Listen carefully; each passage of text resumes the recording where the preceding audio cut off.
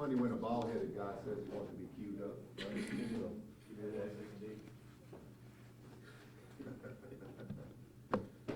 gotta keep your toes up.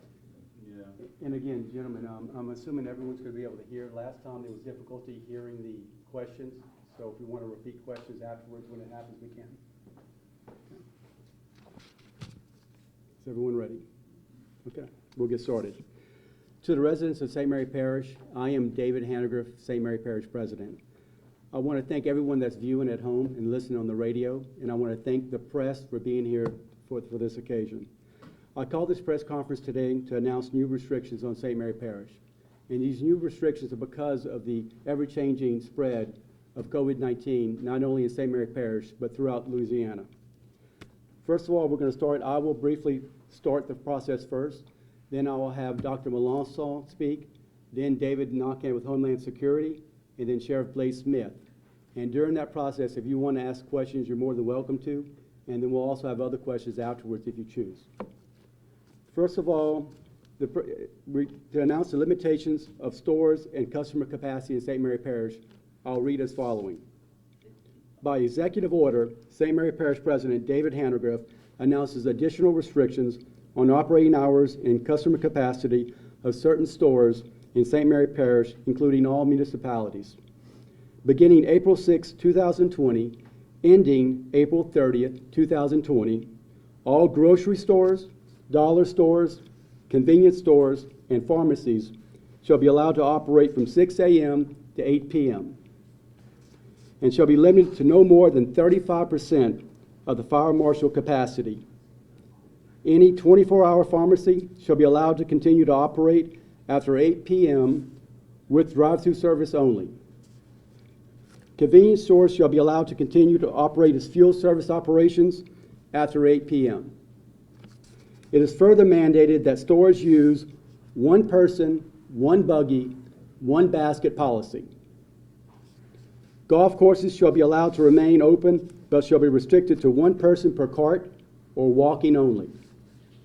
All other businesses shall follow Governor John Bel Edwards' executive order of April 2nd, 2020, relative to essential businesses listed as allowed to operate as normal, and those businesses required to close or limit operations. The businesses that are not affected, any banks and financial institutions, banks should utilize this drive-through service and only operations, and financial establishments and loan closing agencies shall do its best to socially distance during the paperwork part of its process. Residential, commercial, and public works construction, however, any non-essential renovations shall keep to a minimum or eliminate altogether to help control the spread. Restaurants shall be allowed to keep takeout, curbside, and delivery operations available. And of course, all medical offices are not affected. Now, as far as the one person, one buggy, one basket, I know that's going to be difficult on some individuals. I know we have single families out there, single parents, that sometimes have to bring their kids. I ask that you utilize the curbside service and the other stores that offer online pickup. So please do that. As far as pharmacies, throughout St. Mary Parish, we have a multiple amount of pharmacies that have drive-through services. So I encourage you to also use those. The 35% capacity is not to exceed. However, I applaud stores out there right now that are going above and beyond that. There is no restriction on going less than 35%. You cannot go more than 35%. And before making this decision, I want everyone to understand that I spoke with each and every mayor out there in making this decision. So this is parish-wide in all the cities and all the incorporated areas throughout St. Mary Parish. And furthermore, I want to make a point here too.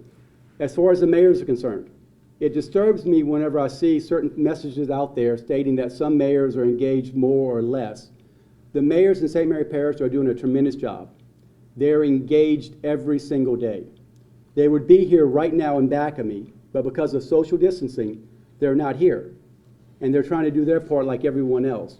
So I can't thank the mayors, their council, my council, and everyone else behind me in doing their part for St. Mary Parish. Now at this time, if anyone has any questions right now of me, I'll come back afterwards, but right now I'm going to turn it over to Dr. Melanson, our coroner.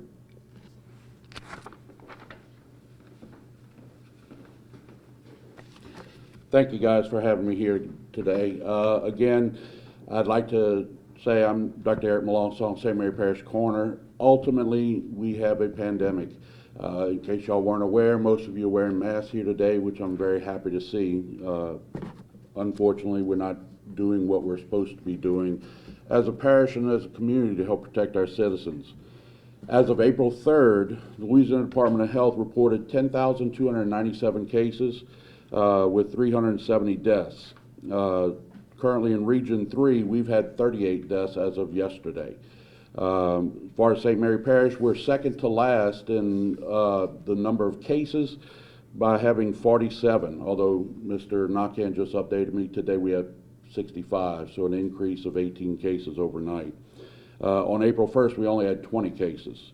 Thus far, we only have 0 deaths, although one of them is suspected, and I'm working with the State Department of Epidemiology on how to classify that. Assumption Parish has the lowest rate. They have 33, but again, on April 1st, they had 25. They have no deaths. Terrebonne, 102, 55 as of April 1st, so you can see that number doubled in 2 days and probably higher today. They've had 2 deaths. St. James Parish, 116 cases, where 2 days earlier they were at 86. They now are up to 4 deaths. Lafourche Parish, 185 cases, 105 2 days earlier with 3 deaths. St. Charles Parish, 210 cases. 2 days earlier they were at 82. They've tripled. Of course, the closer the proximity to New Orleans, the more likely you are to have COVID-19. They've also had 11 deaths. St. John Parish, again, another suburb typically of New Orleans, they had 290 cases. 2 days before that, they had 118. If these numbers don't startle you, nothing will. Currently, there are 1,700 plus hospitalized patients throughout the state. 535 of them require mechanical ventilation. At that capacity, we will run out of vents with the rate of spread that we have. Things are being done at the federal level, the local level, and also the state level. So we will keep working with our communities and with our hospitals to help improve those numbers. Hospital beds in our region, we are currently 53% available, which is down from the 55% several days ago. The number of ICU beds dropped from 79% 3 days ago to 68%.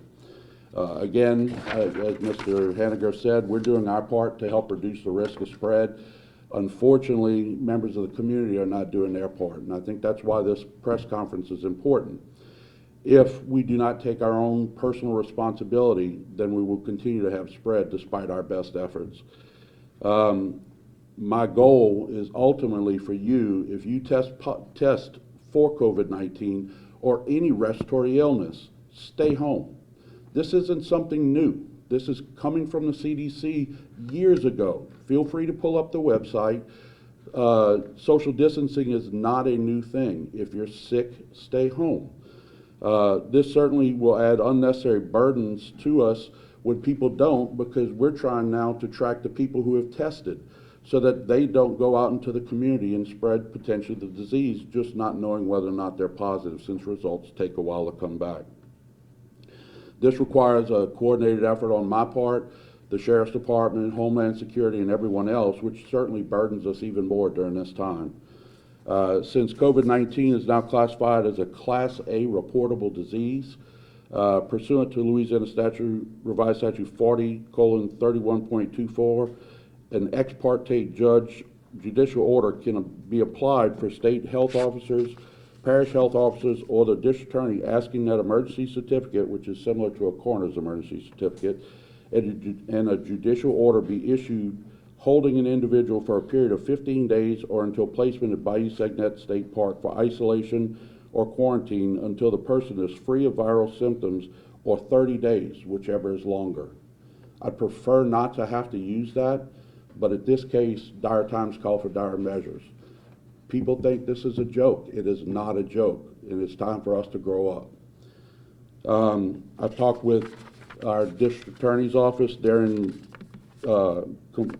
agreement with this current plan, and will be enforcing it if necessary. Again, take this disease seriously. It's not just a simple flu. While most people may experience flu-like symptoms, some people are going to wind up in a hospital on a vent. more people are gonna die. And it's not fair for someone who is asymptomatic, who carries that disease, to potentially spread it to someone who's doing everything they can to stay out of it. I'd like to thank you for your time, and if you need anything, feel free to ask. Yes, ma'am. I'm gonna speak kind of loudly so our folks at home can hear me. Can you explain what asymptomatic is, especially for those folks who hear the word, but they may not know the meaning of it? Asymptomatic is somebody who has the disease but carries no symptoms. Again, the typical symptoms of COVID-19 are fever, cough, and shortness of breath. If you look back at a lot of the CDC illnesses, that's the #1 presenting complaint from many of them. Again, we don't need a mad rush to go and get tested for COVID-19. Unfortunately, there are people who are testing or alluding to the fact that they have this disease. Please stop. If you have a concern for your health, get with your local doctor and find out. Protect yourself and protect your community. By not doing that, you're creating more havoc and concern, and it should stop today. Yes, ma'am. Okay, I thought we were gonna wait to do can- questions afterwards, but my question is the fidelity to the accuracy of the numbers that we're getting. Once again, those numbers may be indicating tests that have been done several days ago, and we're just getting the results, which the numbers seem to climb, which kind of leads to the fact that you're thinking it's spreading, but actually we're just identifying more. Am I correct there or no? More testing is being done and more results are returning. Now, I will tell you the turnaround time over at Oshner St. Mary is about 24 hours. So that's pretty good. Doctors' offices are taking 5 to 7 days. Franklin Foundation, they're about that 24 to 48 hour time frame. So again, regardless of how long it's taking, we're still seeing a huge uptick, as I mentioned in the numbers earlier. Now, again, those people who live in St. Mary Parish but may be testing in other parishes, are those numbers being reported to St. Mary Parish's numbers? They're being reported very slowly. And that's been the challenge we've had. Mr. Naka and Mr. Hannegriff and I have been working every day to try and make sure those people are identified so that we can put them into the 911 system. Protection of our first responders is certainly of utmost importance, and also protection of the community. Speaking to first responders, those people on the front line, they have been COVID-19 checked. I'm speaking to nurses and doctors and paramedics and everybody's out there responding to. There is no current guideline for testing medical personnel or first responders who are asymptomatic. Unfortunately, Region 3, they have decided that there are potential asymptomatic carriers. The risk of spread is potentially there. Unfortunately, during this crisis, if we test everybody and they're positive, and whether we know they spread it or not, we don't know that for sure. If they're not spreading it, perfectly fine. If they are spreading it, then that would be an issue. But if you quarantine medical professionals, doctors, nurses, other allied health professionals for 14 days, then we certainly won't have the number of people to take care of the sick. One last question. Yes, Dr. ma'am. Wilson, and that is, because you are identified and confirmed, does not mean that you have to be hospitalized. Correct. Correct. The majority, as I said earlier, we've had over 10,000 cases of COVID-19. 1,700 or so have been hospitalized. Of course, the people who are hospitalized are generally the sicker of the group. Currently at Oshner St. Mary, we have 3 cases that are hospitalized, all of them in the ICU, all of them on the vent.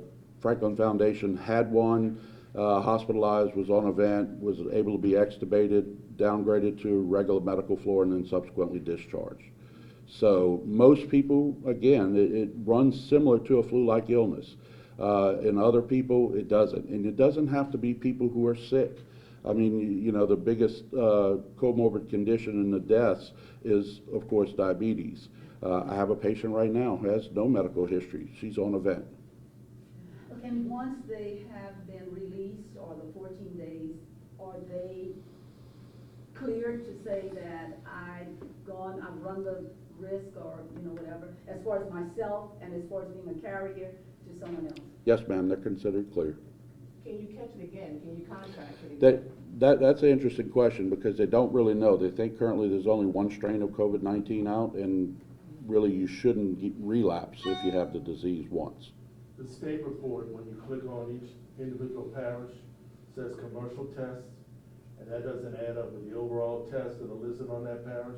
What does commercial testing mean? Well, there's testing done outside the hospitals in the State Department of Health. Those are considered the commercial tests, LabCorp tests, et cetera. I have tests from LabCorp at my office, and we've tested a few people who meet the criteria. Speaking of tests, do you foresee us getting a faster result test, rapid test? There is a rapid result test that takes about 30 minutes, and it's pretty reliable from the information provided. I don't know who has access to that. I know the Chitamachan tribe had several test kits that they were had available, and we were going to potentially utilize those for the jail. You said a little while ago that Oshner St. Mary has a 24-hour turnaround. Are they doing testing in Morgan City now? They are. Okay. They are. When you speak to people not being compliant, you said, I think, we're not being very good, I think is what you said, I'm not sure. You're not necessarily speaking to business owners, you're No. speaking to the general population The that we're not being compliant to. Correct. And it upsets me that people take this so lightly. Ultimately, when people are sick, this isn't something where you say, oh, I can work through that. You can't. This is a deadly disease that can take people's lives. So if you go to work and you've been tested for COVID-19, or you feel ill and potentially have COVID-19, you run the risk of infecting. You may not die. You run the risk of infecting somebody who could. That may not play on people's conscience. It should, though. We don't want to see anyone who doesn't have to be exposed be exposed. The Department of Health mentioned that there is a case of TB. Is that a worry for the rest of the general population? That is a worry for everybody, but as of right now, the social isolation and the quarantines tend to help that process as well. Ventilators, you mentioned ventilators a few moments ago, but I know Oxnard was able to acquire, I believe, 5 additional ventilators. How do we stand on ventilators at this point? Currently at Oshner St. Mary, we have 4 ventilated patients. One of them is being transferred out today. We have a total of 9 ventilators available, plus some, Oshner provides it's called an AVAPS machine, and I can't recall what the nomenclature is for it. But those can be utilized similar to a ventilator in less severe patients. I just saw that Vice President Pence has allocated an additional 200 ventilators to Louisiana just moments ago. That news came through. Are some available through the state or the federal government if we need more? That might be a question for Mr. Nakan. Okay. Anything else? Recovery numbers, do you have those numbers? Majority of the people recover. I don't have a specific number on it. I think the worst thing is the recovery in patients who have it, and then other family members potentially having it.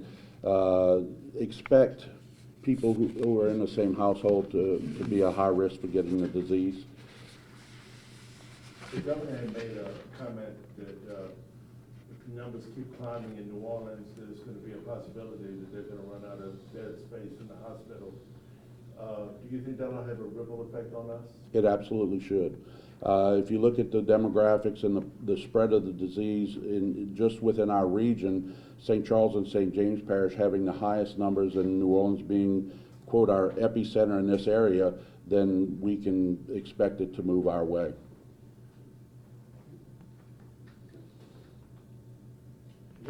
Y'all good? All right. Thank you, Doc. Okay, I'm David Nakhan, Homeland Security and Office of Emergency Preparedness. We can't treat this like a hurricane. Everybody knows that we've been asked that before. We've been through this so many times under hurricane preparation and whatever, but this is not that, because in a hurricane, you might have 8 parishes in the state affected.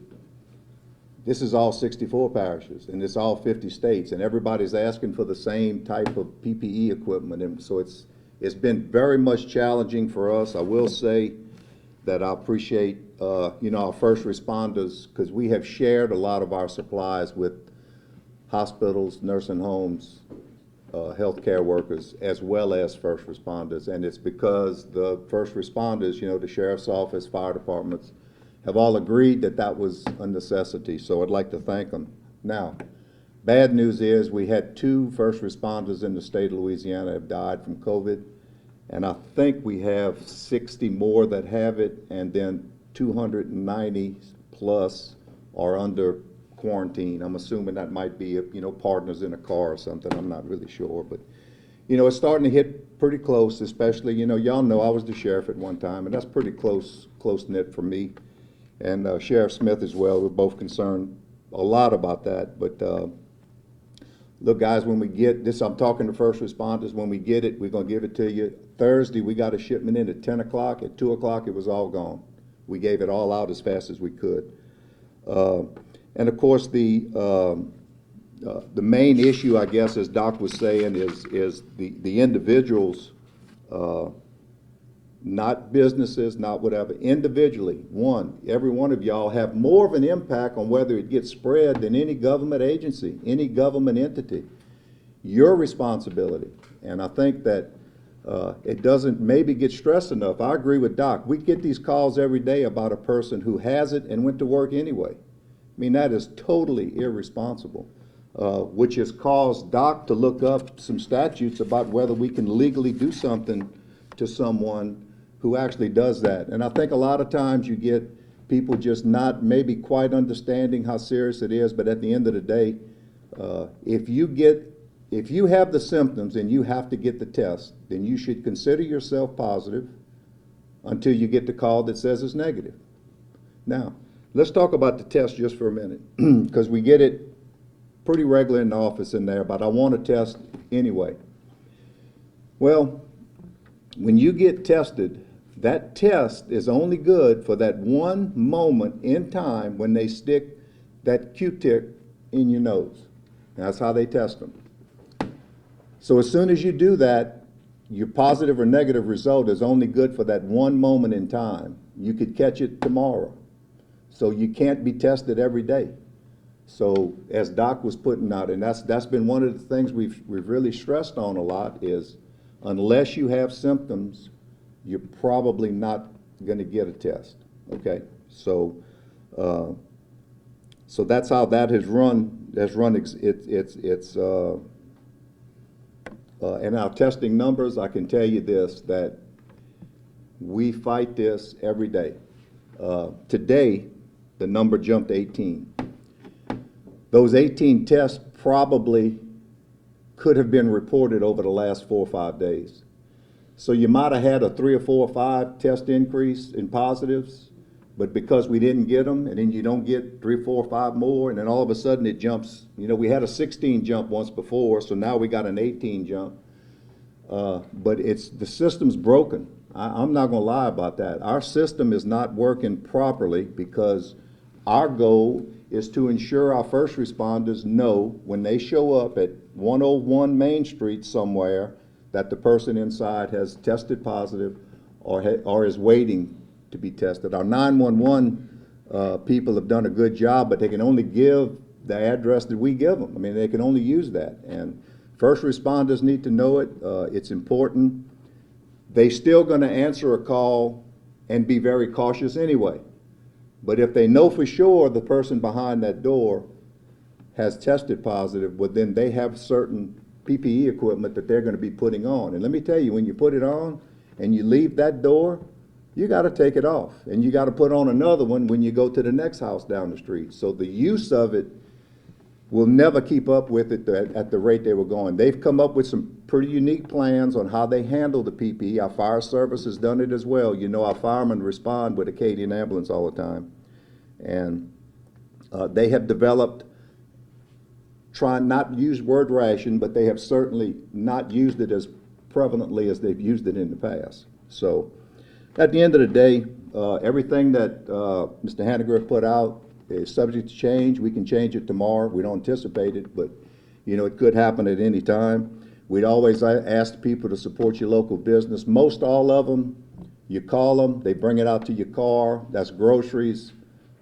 Almost anything in town, they'll do that and just ask them, but certainly call them. And at the end of the day, what we're asking people to do individually, are we really asking that much? Are we asking that much of you? to stay home and, look, my yard is the best it's looked in a long time. 'Cause that's all we can do it on weekends and in the afternoon is we work in our yard. So, I don't think it's asking too much to slow down the spread, because you're not gonna stop it. This is one we're not gonna stop, so. And hopefully, Doc can come up here one day and tell us that they got a vaccine out and everybody will be fine, but we're not even there yet, so. Turn it, yeah. Since the people are not complying to the order, have you guys considered a curfew? I think the sheriff's gonna cover the curfew, but I think most are, but you get those ones every now and then that just drive Doc and I nuts when they won't listen. But I think for the most part, everybody is complying.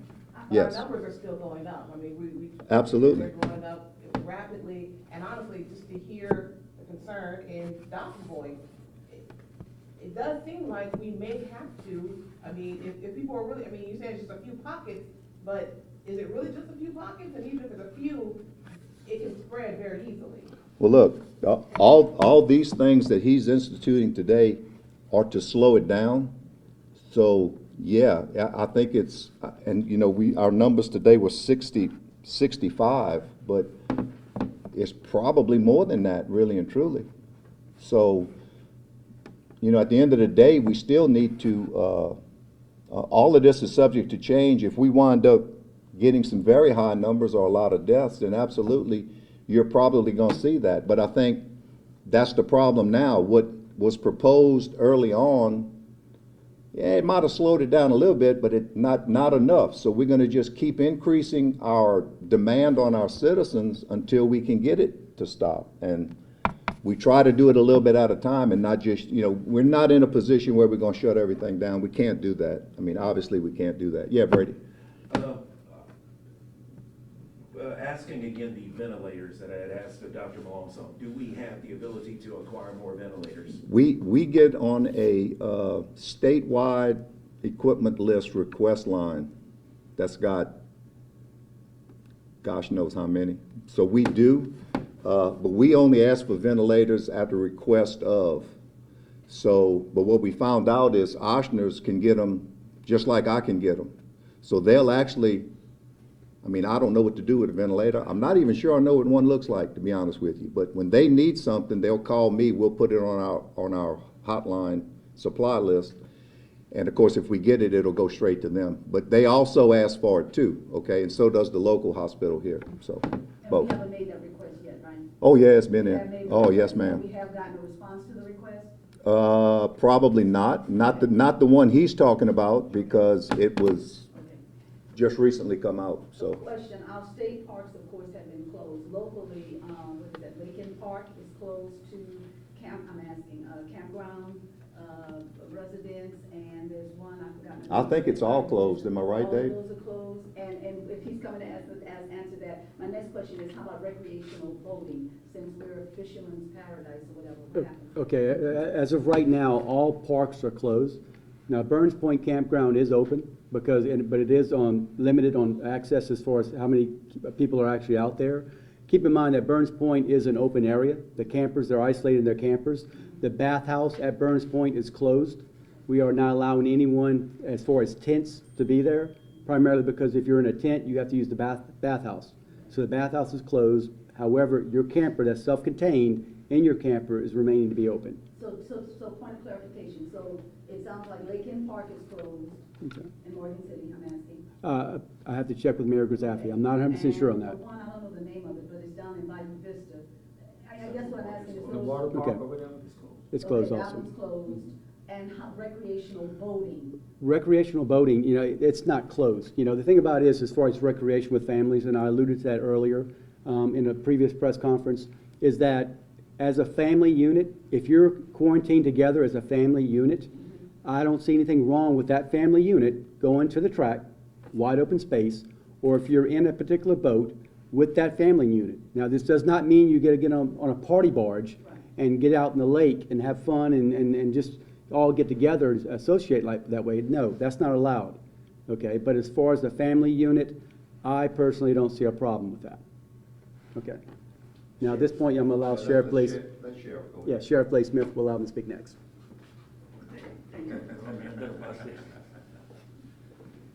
Good morning. I'm Sheriff Blaze Smith.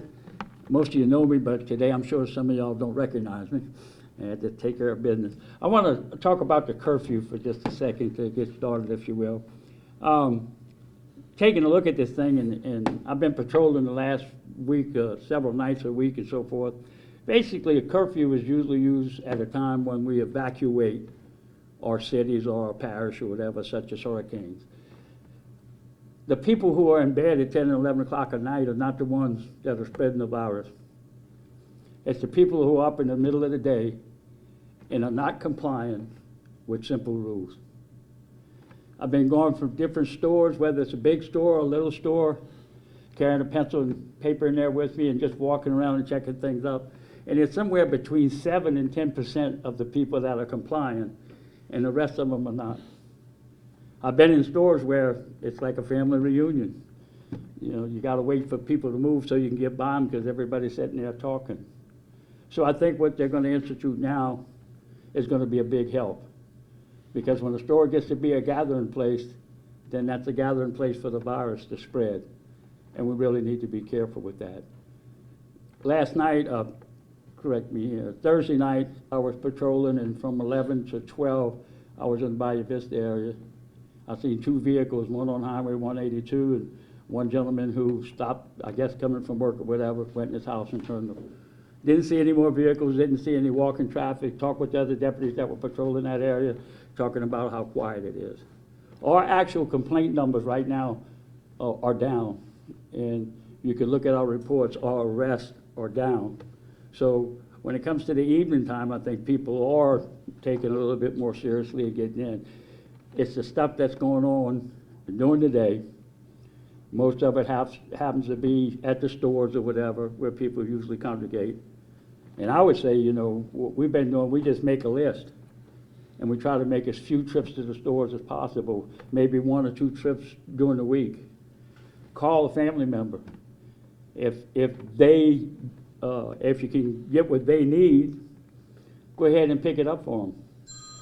We've been helping each other at the office doing that, calling and checking on each other, and if somebody's gone to the store and they got a big sale, they'll let everybody know and they'll pick stuff up and all. That's the type of stuff we need to be doing right now, is we need to be working together to have as less people as possible out there in the middle of the street.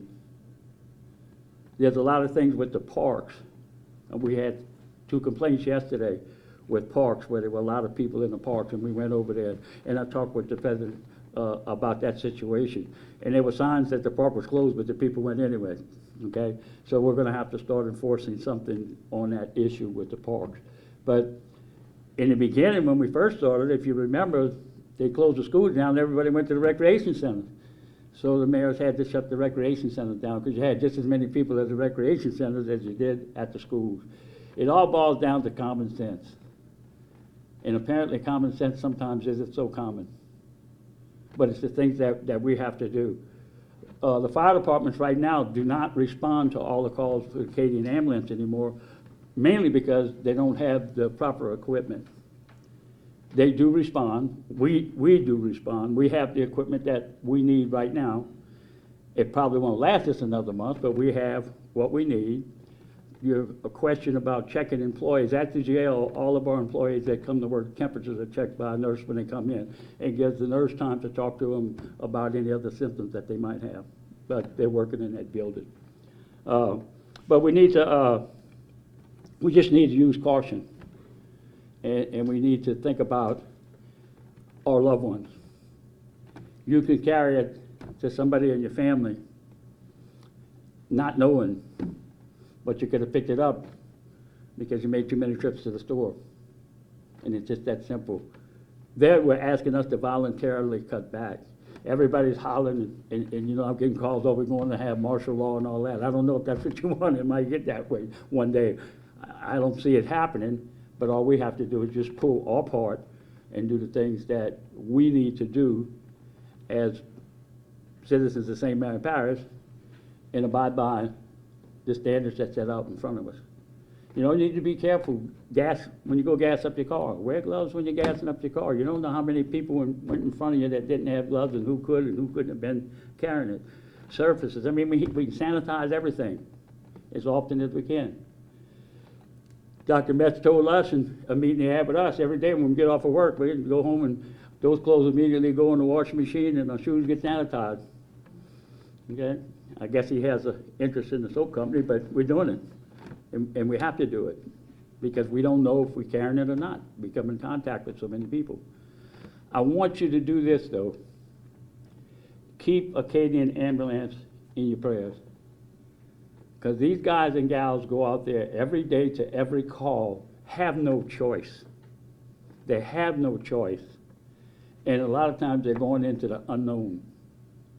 They are front line of first responders as far as medical is concerned. And I would not like to be in that situation that they're in. They can't say, oh, I don't think so. They have to go to every call. So keep those folks in mind. What about inmates? I'm sorry. What about inmates? Are they being quarantined? They are quarantined. We have a new wing that when this came up, any people we bring in went into the new wing. Nobody was put in with the inmates. How are we on bed space in the jails? How long what? How is the bed space in the jails? Is there enough cells available, or? Are we Yeah, running out? we're okay with the bed space. Of course, we work with the courts. And in some cases, we were able to release some people that had been in there for charges that were not threatening or whatever, or not violent. So we were able to do some of that, and that opened up some bed space for us. What safeguards are you able to take to protect your deputies when it comes to personal contact with suspects? Well, right now, they wear the mask and the gloves. Okay. We have the full garment, all the way down to the booties on the feet, okay? The problem with that, when you go into a situation where you have to dress all the way down, that's a one-time use. And once you're done with it, you have to put it in a bio bag and properly get rid of it. Have you made a request for additional PPE? We have, and we've been working real good. Sheriff Nakhan and his staff have been very gracious with us in helping us out and getting what we need. I like the way he says it. Somebody will have something and they're ready to sell it, they'll call it and say, go ahead and buy it. Well, we get the money back anyway, so it's not a problem. But a lot of times he'll get it before we do about who has what, and that's a big help.